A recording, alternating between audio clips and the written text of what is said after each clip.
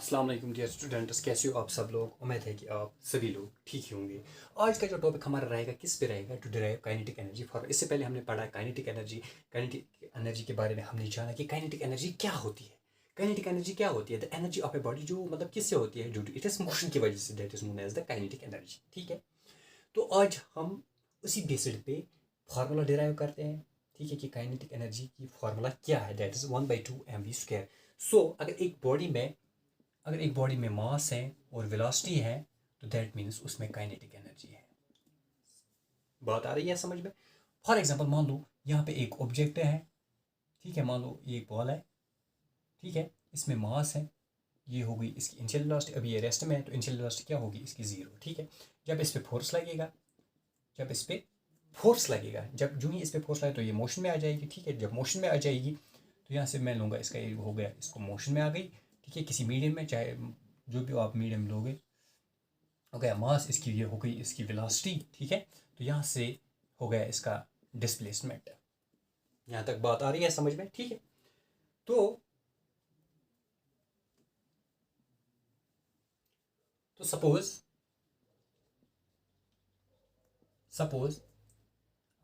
m is equal to mass of the object. ठीक है, v is equal to velocity of the object. ठीक है, f force of applied force. ठीक है, या a acceleration on the object. ठीक है, एक्सेलरेशन क्या होगी इसकी। ठीक है, तो ये डिराइव करने से पहले, ठीक है, यहाँ पे हमें 3 इक्वेशंस की जरूरत पड़ेगी। फर्स्ट इक्वेशन जो मैं लूँगा वो क्या लूँगा, फ्रॉम जो हमने equations of motion, 3 equations of motion, first equation of motion, second equation of motion और थर्ड। तो मैं यहाँ पे थर्ड इक्वेशन ऑफ मोशन लूँगा, from third equation of motion. वो क्या थी, शाबाश, that was v² minus u² is equal to 2as। ठीक है, आ गई ये थर्ड इक्वेशन ऑफ मोशन की। तो यहाँ से मैं एक काम करूँगा, यहाँ से पहले मैं अगर देखो यहाँ पे, यहीं पे हमें पता चलेगा इनिशियल वेलोसिटी क्या है यहाँ पे, दैट इज 0। ठीक है, तो इनिशियल वेलोसिटी क्या है, दैट इज 0। तो मैं एक काम करूँगा, इसमें वैल्यू पुट करूँगा। ठीक है, सो दैट यहाँ से फिर मैं a का वैल्यू निकालूंगा, किसका, एक्सेलरेशन का। सो दैट इज v² और v² माइनस 0, क्योंकि v इनिशियल वेलोसिटी के बदले मैंने क्या लिया है, क्योंकि बॉडी रेस्ट में थी। ठीक है, तो 0 इज इक्वल टू 2as। यहाँ तक बहुत क्लियर है। ठीक है, और v², अब एक काम करता हूँ, v² is equal to 2as। ठीक है, और v² डिवाइडेड बाय 2s, क्यों, मुझे a का वैल्यू निकालना है। ठीक है, इज इक्वल टू a, तो 2 और s ये यहाँ आ गया। ठीक है, और a is equal to v² divided by 2s, let it be first. ठीक है, यहाँ तक क्लियर है। नाउ अब मैं सेकंड काम क्या करूँगा, ये तो हो गई फर्स्ट इक्वेशन। मैंने बोला ना ऑलरेडी आपको कि मैं इसमें 3 इक्वेशंस यूज़ करूँगा। एक तो किया है मैंने from third equation of motion. ठीक है, अब मैं एक काम करूँगा, मैं लूँगा कौन सी equation, from Newton second law of motion. From Newton second law of motion, वो क्या था, सेकंड लॉ ऑफ मोशन क्या था, शाबाश, that is force is equal to mass into acceleration, वही था ना। अब एक काम करते हैं, यहाँ पे जो वैल्यू a निकला ना, अब इसमें पुट करते हैं। देखना स्टेप बाय स्टेप कैसे मैं दिखा रहा हूँ। जो हमने पहले मोशन पढ़ा था उसमें मैंने एक इक्वेशन ली, वही से स्टार्ट किया।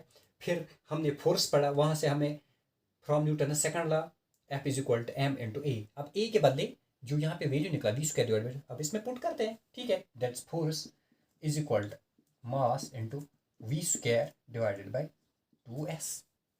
यहाँ तक बात क्लियर है। ठीक है, अब मैं एक काम करता हूँ, तो आया यहाँ तक, यहाँ से हमें फोर्स निकला। अब मैं नेक्स्ट इक्वेशन यूज करूंगा, चलो लेट इट बी सेकंड। ठीक है, नाउ अब मैं एक काम करूंगा, मैंने यहाँ पे a के बदले यहाँ पे इसमें वैल्यू लिखा। ठीक है, ये सेकंड निकला। अब एक काम करते हैं, अब मैं जो थर्ड इक्वेशन है वो क्या यूज़ करूँगा, जो फॉर एग्जांपल यहाँ पे इस पे मोशन लगा, ये फोर्स लगा, जब फोर्स लगा इस पे तो ये मोशन में आ गई। ठीक है, तो इसने डिस्प्लेसमेंट, तो यहाँ पे क्या हुआ, वर्क हुआ।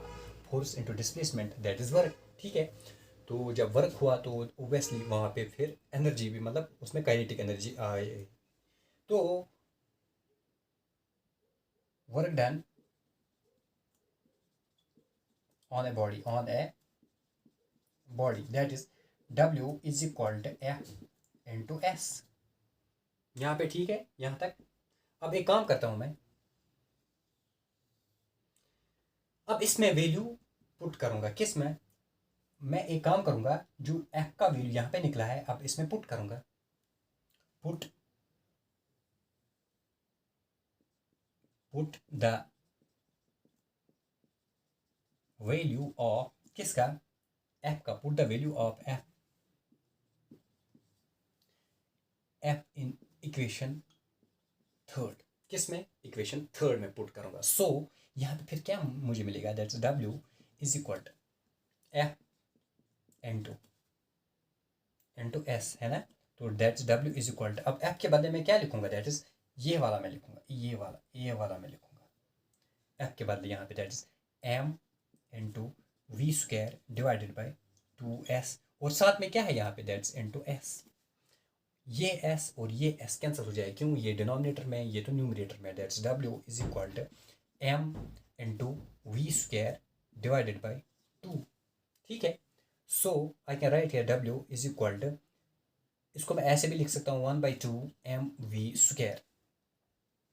बट वी नो जब यहाँ पे वर्क हुई तो वर्क किसकी वजह से हुई एनर्जी। दैट मीन्स जितनी वर्क हुई उतनी एनर्जी हुई। ठीक है। So that means work W is equal to यहाँ पे हम क्या पढ़ रहे हैं दैट्स काइनेटिक एनर्जी। तो उतनी काइनेटिक एनर्जी हुई। ठीक है। सो मैं लिखूंगा यहाँ पे W is equal to K E means kinetic energy. Therefore so अब इस W के बदले मैं लिखूंगा K E means kinetic energy is equal to 1/2 mv square.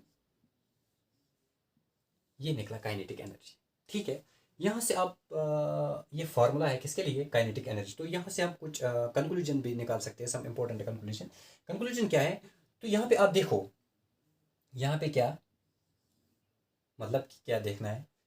यहाँ पे क्या क्या निकला है kinetic energy is directly proportional to मास।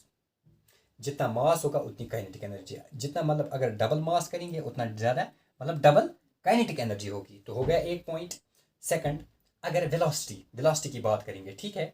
अगर हम velocity the kinetic energy of a body is directly proportional to एक तो मास है और दूसरा स्क्वायर ऑफ द वेलोसिटी। यहाँ पे स्क्वायर है ये v के साथ है। ठीक है। Square velocity of the body. ठीक है।